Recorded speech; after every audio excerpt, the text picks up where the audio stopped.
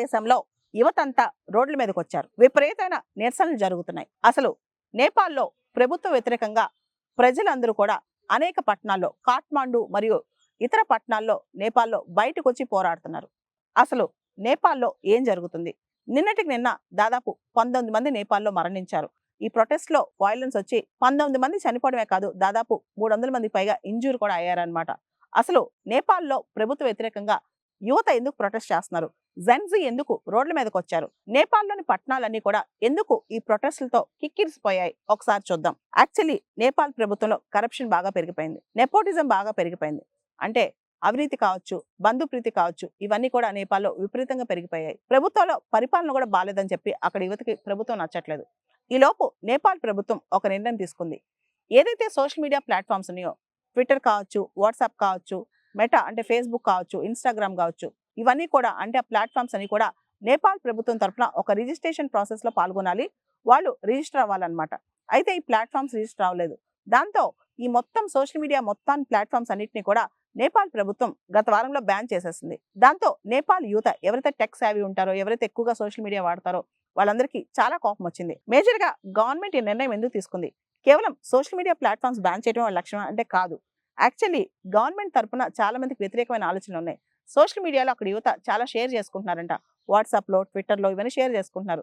నేపాల్కి సంబంధించిన అంటే ప్రభుత్వ వ్యతిరేక డిసెంట్ అనేది ఏదైతే ఉందో అది సోషల్ మీడియాలో చాలా వైరల్ అవుతుందంట. దాన్ని ఆపడానికి తెలివిగా ప్రభుత్వం ఈ చర్యలు తీసుకుందని చెప్పి నేపాల్ యువతకి కోపం వచ్చిందనమాట. కోపం వచ్చి రోడ్ల మీదకి వచ్చారు. అసలు మా ఇన్స్టాగ్రామ్, ఫేస్బుక్, వాట్సాప్ ఇవన్నీ బ్యాన్ చేయడానికి మీరెవరు? మా డిసెంట్ ని ఆపడానికి మీరెవరు? ఇంత అవినీతి ప్రభుత్వం మాకు అని చెప్పి నేపాల్ ప్రజలందరూ కూడా బయటకు వచ్చారు. అంతేకాదు, ప్రజలు బయటకు రావడంతో నేపాల్ పోలీసులు కూడా ఈ హింసను అణగొట్టడానికి రబ్బర్ బుల్లెట్స్ ఇవన్నీ కూడా స్టార్ట్ చేశారు. ఆ తర్వాత పెద్ద హింస చెలరేగిందనమాట. ఆ హింసలో దాదాపు 19 మంది ప్రాణాలు విడిచారు. అయితే చివరికి నేపాల్ ప్రభుత్వం నిన్న రాత్రి దిగొచ్చిందనమాట. దిగొచ్చి ఈ బ్యాన్ ఆపేసింది. అంటే సోషల్ మీడియా మీరు ఉండొచ్చు, జెన్జీకి ఏదైతే కావాలో మేము దాన్ని అందిస్తాము, మేము ఈ బ్యాన్ ఎత్తేస్తామని చెప్పి కేపీ ఓలీ ప్రభుత్వం ప్రకటించింది. ప్రకటించినా గానీ అక్కడ ప్రజల్లో మాత్రం అసమ్మతి తగ్గట్లేదు. ప్రభుత్వం అంటే కోపం తగ్గట్లేదు అనమాట. ముఖ్యంగా నేపాల్లోని ప్రధాన నగరాలైన కాఠ్మాండు, పోఖ్రా, బత్వాల్, ధరణ్, గొరాహి ఇలా చాలా నగరాల్లో నేపాల్లో ప్రొటెస్టులు స్టార్ట్ అయ్యాయి. ఆ ప్రొటెస్టులు నడుస్తున్నాయి అనమాట. దాంతో హింస చెలరేగింది, చాలా మంది చనిపోయారు. నేపాల్లో గవర్నమెంట్ సోషల్ మీడియా ప్లాట్ఫామ్స్ మీద బ్యాన్ ఎత్తేసినా సరే ఈ నిరసనలు ఆగవేమో అని చెప్పి చాలా మంది అభిప్రాయపడుతున్నారు.